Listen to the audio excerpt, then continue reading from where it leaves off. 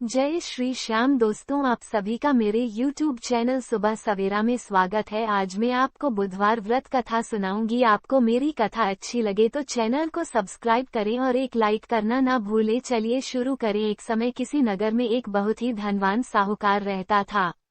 साहूकार का विवाह नगर की सुंदर और गुणवंती लड़की से हुआ था। एक बार वो अपनी पत्नी को लेने बुधवार के दिन ससुराल गया और पत्नी के माता पिता से विदा कराने के लिए कहा।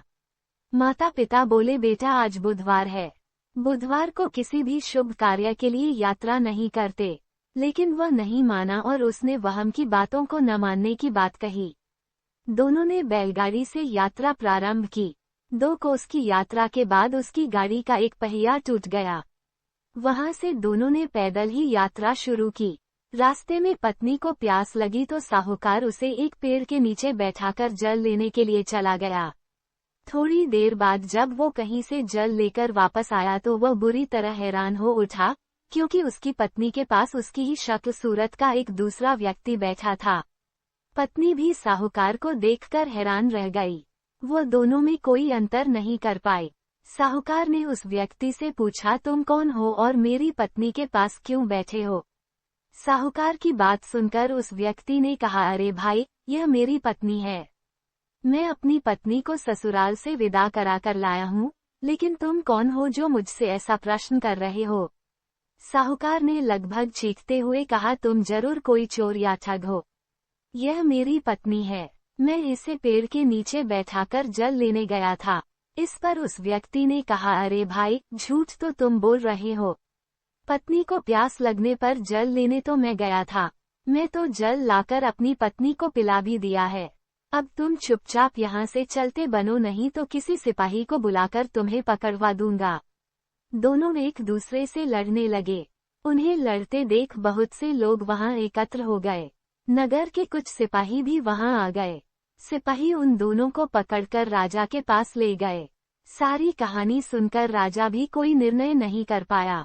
पत्नी भी उन दोनों में से अपने वास्तविक पति को नहीं पहचान पा रही थी। राजा ने उन दोनों को कारागार में डाल देने को कहा। राजा के फैसले को सुनकर असली साहूकार भयभीत हो उठा। तभी आकाशवाणी हुई, साहूकार, तूने माता पिता की बात नहीं मानी और बुधवार के दिन अपनी ससुराल से प्रस्थान किया। ये सब भगवान बुद्धदेव के प्रकोप से हो रहा है। साहूकार ने भगवान बुद्धदेव से प्रार्थना की कि हे भगवान बुद्धदेव, मुझे क्षमा कर दीजिए। मुझसे बहुत बड़ी गलती हुई। भविष्य में अब कभी बुधवार के दिन यात्रा नहीं करूंगा और सदैव बुधवार को आपका व्रत किया करूंगा। साहूकार की प्रार्थना से प्रसन्न होकर भगवान बुद्धदेव ने उसे क्षमा कर दिया। तभी दूसरा व्यक्ति राजा के सामने से गायब हो गया। राजा और दूसरे लोग इस चमत्कार को देखकर हैरान हो गए। भगवान बुद्धदेव की अनुकंपा से राजा ने साहूकार और उसकी पत्नी को सम्मानपूर्वक विदा किया। कुछ दूर चलने पर रास्ते में उन्हें बैलगाड़ी मिल गई। बैलगाड़ी का टूटा हुआ पहिया भी जुड़ा हुआ था। दोनों उसमें बैठकर नगर की ओर चल दिए। साहूकार और उसकी पत्नी दोनों बुधवार का व्रत करते हुए आनंदपूर्वक जीवन यापन करने लगे। भगवान बुद्धदेव की अनुकंपा से उनके घर में धन संपत्ति की वर्षा होने लगी। जल्द ही उनके जीवन में खुशियां ही खुशियां भर गई। बुधवार का व्रत करने से स्त्री पुरुष के जीवन में सभी मंगल कामनाएं पूरी होती है। आप सभी को मेरी कहानी कैसी लगी कमेंट बॉक्स में जरूर बताएं। जय श्री श्याम दोस्तों, आप सभी का मेरे YouTube चैनल सुबह सवेरा में स्वागत है।